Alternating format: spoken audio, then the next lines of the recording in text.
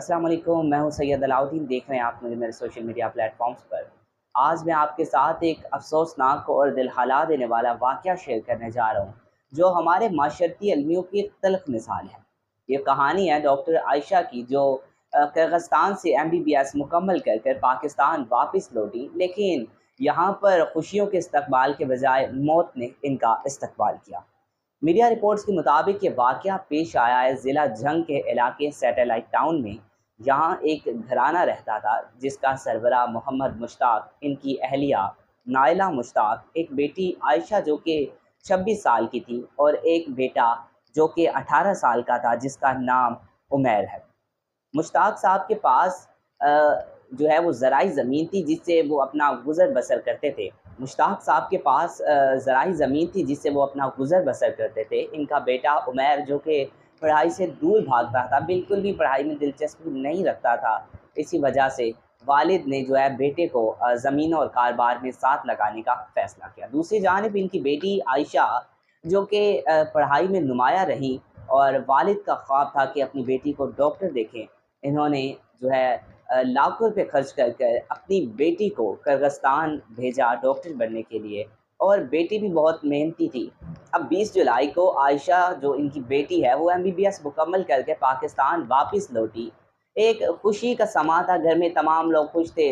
रिश्तेदार और अजीज़ व अकारिब जो थे वो मुबारकबाद देने के लिए घर आ रहे थे, लेकिन किसी को क्या पता था कि आज के दिन सब कुछ बदल जाएगा। इसी दौरान गुलजार नामी शख्स जो कि मुश्ताक साहब का सगा भाई है, इसने अपने बेटे फ़हीम के लिए आयशा का रिश्ता मांगा। अब जो बाप था वो तो राज़ी था, लेकिन उसने कहा कि बेटी से मशवरा कर लें। अब बाप ने जब ये बात बेटी के सामने रखी तो उसने साफ इनकार कर दिया। वजह ये थी कि आयशा किर्गिस्तान में एक डॉक्टर हुसैन से मिली थी, और दोनों जो है एक दूसरे को पसंद करने लगे।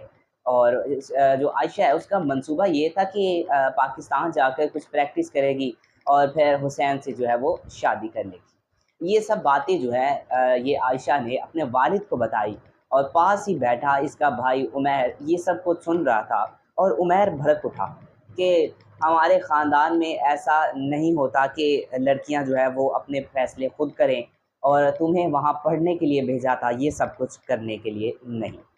वालिद ने भी बेटे की तायीद की कि अगर ये बात बरादरी में फैल गई तो हमारी इज़्ज़त जो है वो खाक में मिल जाएगी, तुम्हारी शादी सिर्फ़ फ़हीम से होगी और बस। अब जो आयशा है उसने अपने वालिद को भरपूर समझाने की कोशिश की, लेकिन जो है उसका वालिद जो है वो फ़ैसला कर चुका था कि शादी जो है वो फ़हीम से ही होगी। अब इसी दौरान जो है आयशा ने हसनैन से राब्ता किया, और दोनों ने ये फ़ैसला किया कि हालात का सामना करने के बजाय दोनों जो है वो निकाह कर लें। हसनैन ने एक मौलवी का बंदोबस्त किया, और व्हाट्सएप वीडियो कॉल पर इन दोनों ने निकाह कर लिया। खुफिया तौर पर किया, किसी को ये इल्म ना था कि इन दोनों ने निकाह कर लिया है। फिर आया वो दिन 2 अगस्त की शाम, जिस दिन गुलज़ार जो है रस्म मंगनी के लिए आना चाहता था, और उसने जो है मुश्ताक साहब को कॉल की, और मुश्ताक साहब ने जो है अपनी बेटी से कहा कि तैयार हो जाओ। लेकिन बेटी ने भी साफ अल्फाज में कहा दिया कि अब्बा जी, मैंने निकाह कर लिया है, मैं सिर्फ़ आपकी बेटी नहीं बल्कि हसनैन की बीवी भी हूँ।